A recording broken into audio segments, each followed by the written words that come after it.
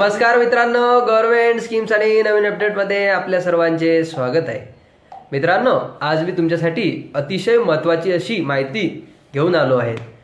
मित्रांनो, जर का तुम्ही लाडकी बहीण योजनेअंतर्गत ऑनलाईन फॉर्म भरला असेल तर तुमच्यासाठी खूप महत्त्वाची अशी माहिती मी तुम्हाला आजच्या या व्हिडिओमध्ये सांगणार आहे। त्यासाठी मित्रांनो, तुम्ही व्हिडिओ शेवटपर्यंत नक्की बघा। मित्रांनो, जर तुम्ही लाडकी बहीण योजनेअंतर्गत ऑनलाईन फॉर्म भरला असेल तर तो फॉर्म तुम्ही मराठीमध्ये जर भरला असेल तर तुमचा फॉर्म मित्रांनो रिजेक्ट होणार आहे। तो रिजेक्ट झालेला फॉर्म तुम्ही परत भरा, नाहीतर तुम्हाला या योजनेअंतर्गत कोणताही लाभ हा मिळणार नाही। कारण मराठीमध्ये फॉर्म हा ग्राह्य धरला जाणार नाही। ऑनलाईन फॉर्म भरताना हा फॉर्म इंग्लिशमध्येच भरावा लागतो। काही लोकांनी इंग्लिशमधला असलेला फॉर्म हा मराठीमध्ये भरलेला आहे तर त्यांचे फॉर्म हे रिजेक्ट झालेले आहे। त्यासाठी मित्रांनो, तुम्ही तुमचा फॉर्म चेक करून घ्या आणि तो इंग्लिशमध्ये भरला आहे का ते व्यवस्थित बघून घ्या।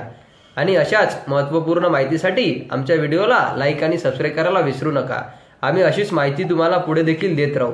तोपर्यंत धन्यवाद मित्रांनो।